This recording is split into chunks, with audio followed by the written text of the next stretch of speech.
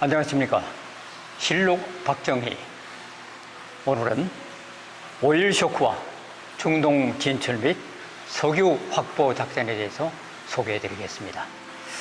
이미 실록 박정희, 자주국방 그리고 과학 입국에 대해서 지난번 아주 여러분들과 대화를 나눌 때 큰 호응을 해주신 여러분 대단히 감사합니다.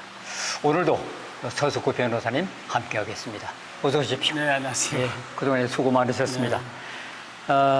참 한강의 기적의 기회로 활용했던 그 박정희 대통령의 월남 파병편, 정말 현장에서 우리가 생생하게 전해드렸던 그렇죠. 그때 시청자들도 참 열심히 잘 성원해 주셔서 감사합니다. 예, 5.1 쇼크라는 정말 암울한 시기가 바로 1970년대 아니었습니까? 그렇죠. 예, 이 위기를 중동 붐과 또 석유 확보 작전을 통해서 정말 우리나라에 희망을 주었던 그 내용들인데 오늘 또 소상히 부탁을 드리겠습니다. 먼저 그 위기가 어느 정도였는지 좀 말씀을 해 주시죠. 예, 그 1973년 10월 6일 이집트가 이스라엘을 기습 공격해가지고 제4차 중동 전쟁이 발생했어요. 예.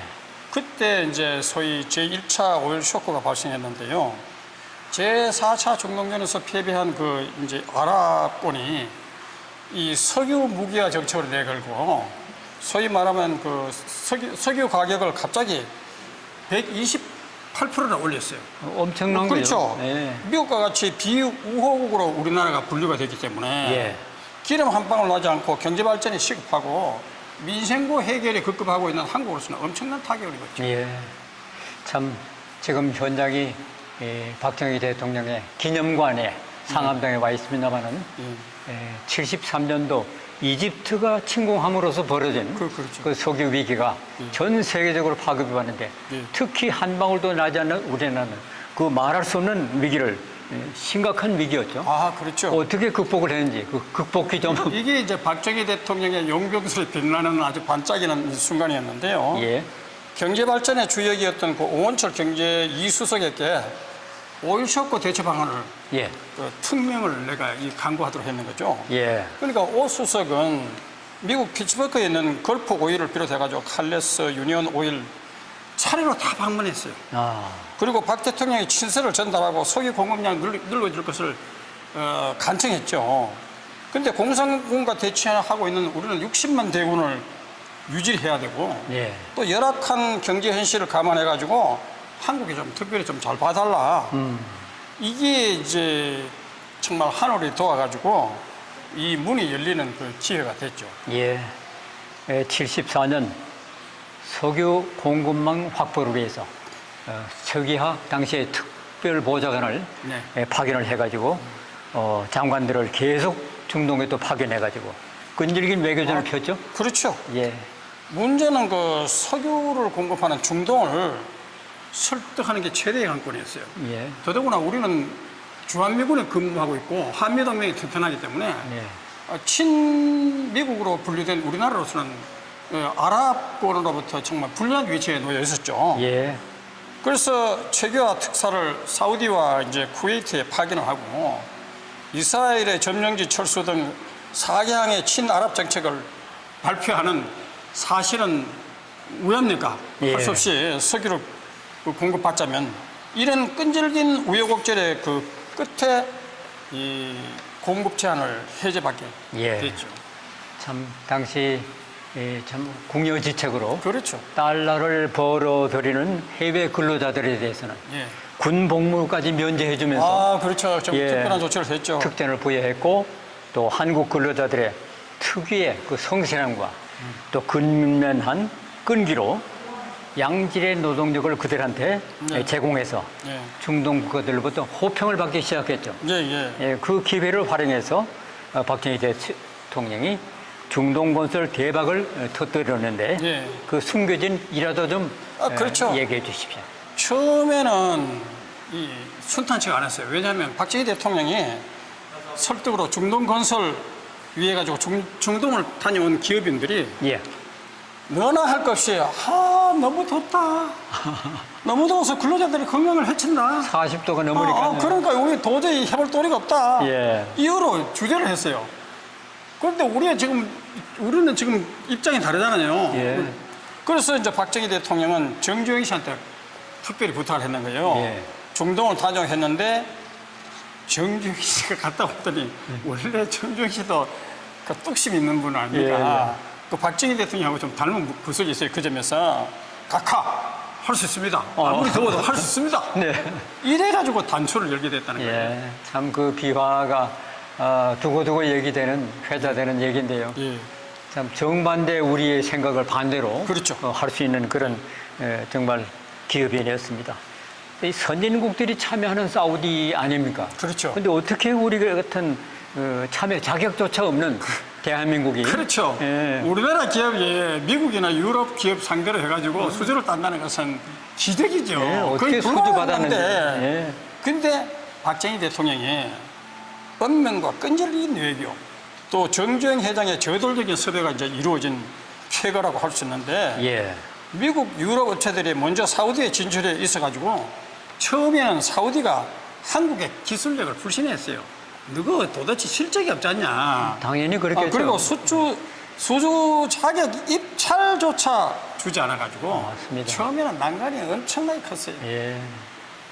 참 한국이 이 선진국 미국과 유럽을 따돌리고 어떻게 어려운 난관을 극복했는지 참 놀라운 일인데 그 극복에도 좀 얘기해 주십시오. 예, 이게 이제 한국 기업이 월남전 때 예. 그 미국식 공사 수행을 다 관찰했어요. 미국의 기술 어떻게 이렇게 하고 있는지. 그리고 사우디에 대해 가지고 훨씬 낮은 단가로 똑같은 기준과 품질의 공수를 해낼 수 있다. 우리 한국은 한다. 우리 기술 부족하다고 불신하지 마라. 심지어는 사우디 관계자들을 한국으로 초청했어요. 예. 해가지고 새마을 사업 현장을 돌아보게 하는 거예요. 보니까 기가 막히거든요. 그렇죠. 엄청나게 열악한 현실에서 아무것도 없는 줄 알았는데. 그냥 무에서 유를 창조하는 과정을 보고 사우디가 생각을 달리하게 됐다는 겁니다. 네. 그리고 딸보다가 한국인이 부지런한 끈기와 기술력을 보고 눈에 네. 보고 또 거의 매주 한 번꼴로 치열한 정부와 기업의 대사우디 외교전 이런 것이 드디어 이 큰 공사를 따내게 했다는 겁니다. 참 중동 붐이 저절로 이루어진 것이 아니라는 것을 결코 아니죠. 참 얘기거리입니다. 박정희 대통령의 그 중동의 신뢰를 얻기 위한 뛰어난 전략도 또 큰 몫을 했지 않습니까? 그렇습니다. 그 박정희 대통령의 시장 경제에 관한 이해도 또 이것도 민간 주도로 사기를 진작시켰다. 그렇죠. 뭐 이제 독재식으로 밀어붙인 게 아닙니다. 박정희 예. 대통령이 민간 주도로 예. 한국과 사우디 경협을 타결해가지고 돌파구를 열었어요. 예. 그 박정희 대통령 중동에 진출한 그 외국 기업들이 고질적으로 납기를 어기고 납기를 어기면서 돈을 더 공사 금액을 더 따내는 이 고질적인 악질적인 습관으로 중동의 고통을 받고 있다는 걸 깨달았어요. 네. 그래서 중동에 진출하는 기업인들에게 절대 납기를 어기지 마라. 철저히 납기를 지키라. 그리고 양질의 서비스를 해라. 네. 뭐 공사하자니 뭐 이렇게 해가지고 그 돈을 더 따져내고 하는 이런 걸 그러니까 하지 말라고 신신당부를 했죠. 예. 그래가 자 납기 잘 지키죠.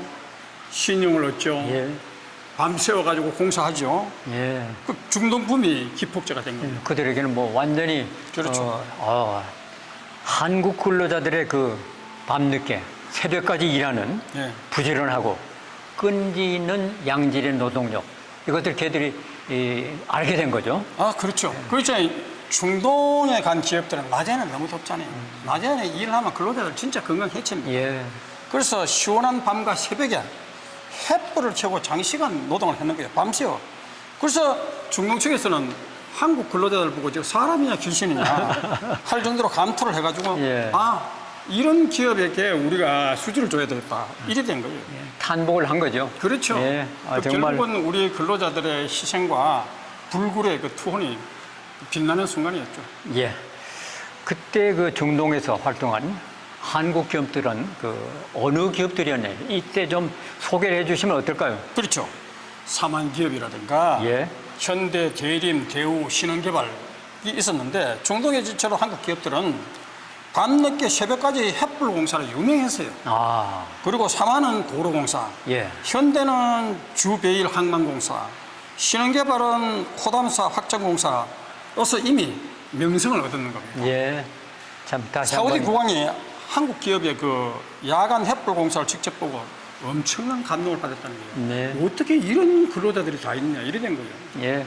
정말 다시 한번 그리고 달러가 부족한 이 한국에 예. 드디어 원유 구입비보다 건설 수주액이 더 많아진 겁니다. 드디어 우리가 그렇죠. 흑자로 돌아섰다는 그래서 얘기죠. 달러 부족이 해결된 거예요. 우리가 예. 만날 외화 부족에 시달리다가 예. 그리고 전동진철로 토목, 건축, 엔지니어링 분야에 괄목하려는 발전을 이뤄가지고 기술 축적을 이루는 기회가 예. 됐죠. 사만기업, 현대, 예. 대림, 대우, 신혼개발이 그때 당시에 대한민국의 그 저력을 보여주고 또 신용을 얻는데 결정적인 역할을 했다는 것을 다시 한번 기억해 주시기 바랍니다. 예. 참 박정희 정부가 중동 진출에 지원한 정책은 어마어마한 정책이었는데 어떤 내용인지 그 정책도 좀 소개해 주십시오. 그래서 그 기술 인력 확보를 입법해가지고 예, 직업훈련소를 설치해가지고 기술자 기능공을 양성을 했어요. 예, 그리고 정부는 해외건설 촉진법을 제정하고 법인세를 감안하게 주고 해외 자금 조달 지급을 보증해줘가지고 해외건설 적극 지원했어요. 예, 예. 중동 진출로 이렇게 신용을 얻는 그런 정책 속에서 우리가 오일 쇼크와 중동 진출, 석유 확보 작전에 성공을 했다는 얘기 먼저 1부 순서를 여기서 마치고 다음 또 2부에서 더 자세한 내용을 소개해 드리도록 하겠습니다. 소 변호사님 고생하셨습니다. 네, 감사합니다. 네. 예.